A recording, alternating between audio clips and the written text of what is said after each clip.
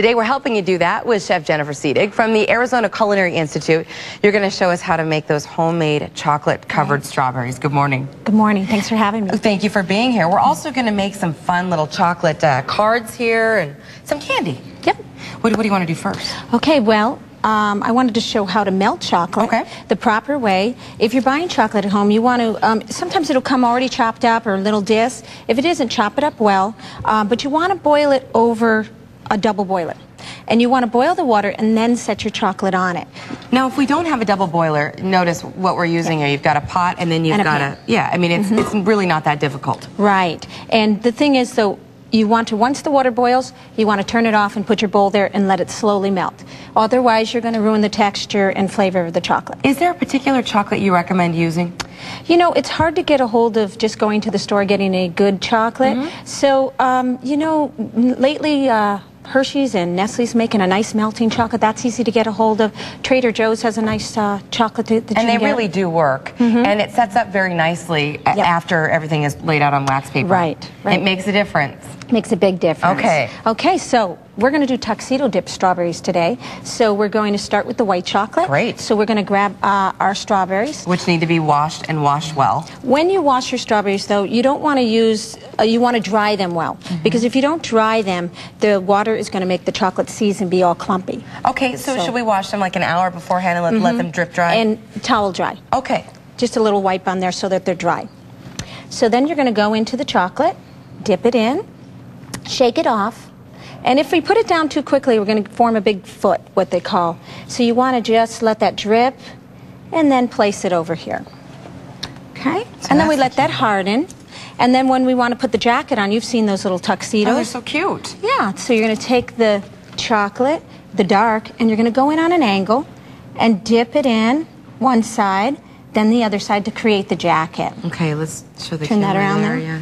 There you go. Okay. And you can dip away too if you want. All right. Put your hands in there. If I can do this, anybody can, so we'll see.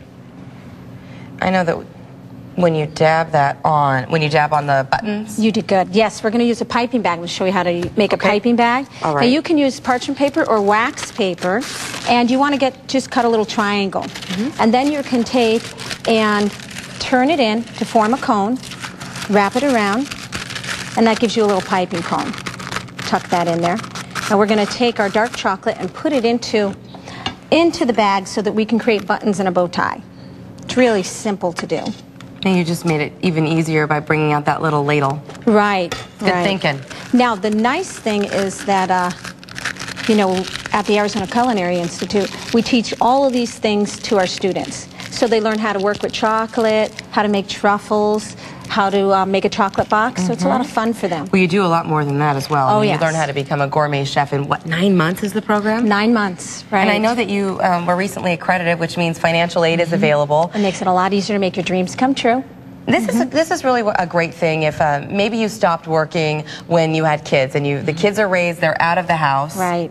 And imagine the confidence you would have entertaining later in life with this in your background. Exactly, exactly.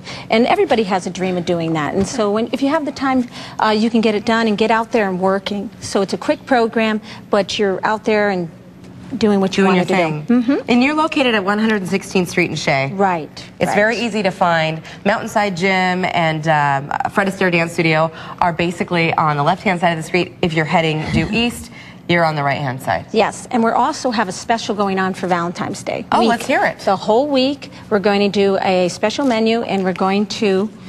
Want to do those both? Yeah, go ahead. Keep going. I'm interested. And we're going to serve $2 glasses of champagne. Can't get a better deal anywhere else. And you have your choice of 3 entrees that we'll be serving. And, of course, special chocolate desserts for the special occasion. And this is just to make clear, you serve lunch every single day of the Monday week. through Friday, reservation only. Okay, and this is part of what you do during lunch. Exactly. So if you really want a gourmet experience, and it really is affordable, it's well worth the trip, you must make a reservation. Should let you know that. And again, you might even get to try some of this. These are beautiful. Yes, and these are all made by the students. Is this chocolate? That's chocolate. Look at this. Can I pick it up? I think it might be glued on there. Oh, okay. I'll turn it toward the camera. That is absolutely gorgeous. All right. thank you very much for being here. Thank you. Appreciate your time this morning.